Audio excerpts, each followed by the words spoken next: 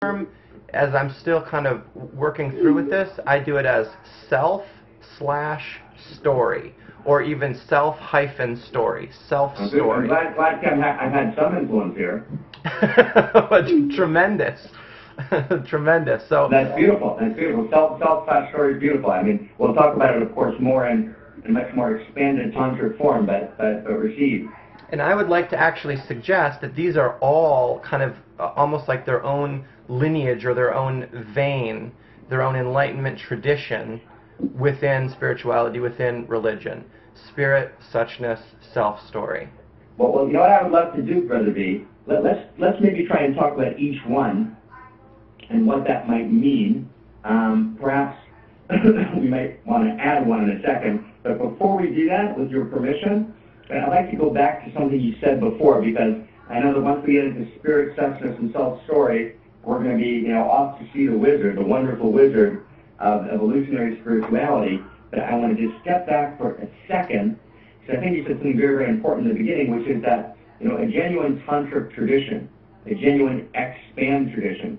And I think Rabbi Cook represents that in the Hebrew tradition, as does Izbuka, as does Mordechai Leiner of Izbuka. I wrote my doctorate for Professor Moshe Edel on Izbuka at Oxford, but I did it really just as an excuse to force myself to sit down and write 1,000 pages about him. I mean, he's so gorgeous, he's so beautiful, and he really is the lineage I try to bring to the integral world, who expresses what, in my reading of him, I call the unique self. But these are all tantric masters in the Hebrew tradition. But I want to focus just for a second on what you said earlier, which is that to create a trans path, or a trans-path fast, what one needs to do is really, really to receive very, very deeply, the past. One needs to, in deep mode of what one might call reverential receiving and submission. And before one moves to higher levels or more expanded levels or more self levels, there's a place of reverential receiving, right, and profound surrender and submission. And that's precisely what the word Kabbalah means. And Kabbalah means to receive, but it means more than just receiving in a kind of technical sense. It's a reverential receiving. It's a complete opening of self, right, to receive, the gorgeous wisdom of the generations. And in this sense, when people like Kohlberg use the term, and after him Gilligan, his student, uses the term, pre-conventional, conventional, and post-conventional, and they talk about conventional spirituality, the word always jarred me, because conventional kind of implies to us kind of boring. Conventional implies kind of staid and set. Conventional implies, non-creative, inadequate. And that's really not what the conventional is. The conventional level of spirituality, right, is the greatest and most subtle and gorgeous hearts and minds, of all of humanity across the planet, who approached reality and gave us and willed to us and inherited to us a kind of deep and profound wisdom about how to live.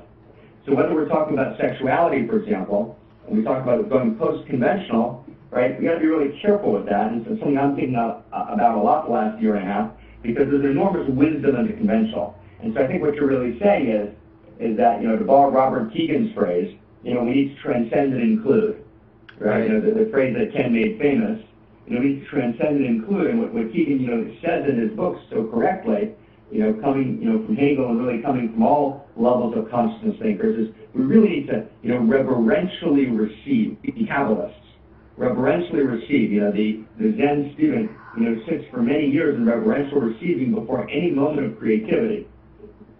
And I want to just kind of bow to that.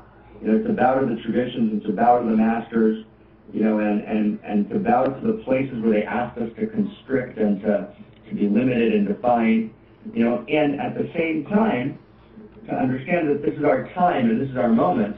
This is where our, unique self-story, as we'll unpack later, emerges, and that we need to expand, but we're expanding from within. We're expanding from a place of deep and profound, submission, surrender, Kabbalah, reverential receiving to the traditions.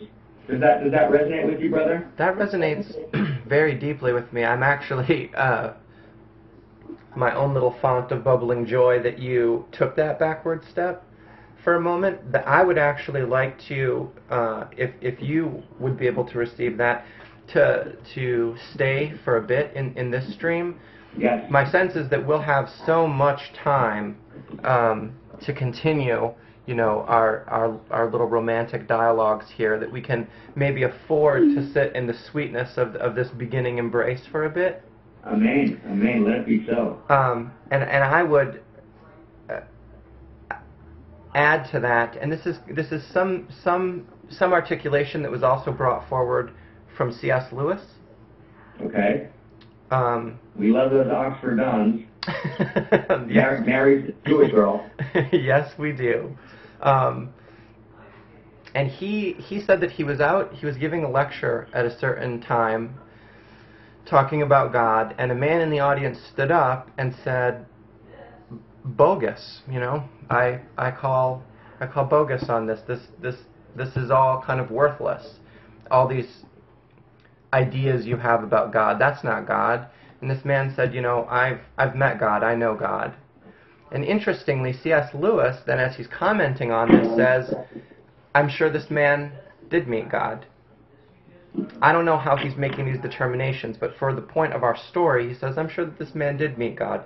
And he likened it, he said, it's like if the man were actually out at the ocean, if he'd actually been to the ocean and stood there with the sound and the surf and the waves and the wetness of the ocean, and then came back and somebody showed him a map of the ocean, and he were to say, that's a map, that's not actually the ocean, I've been there.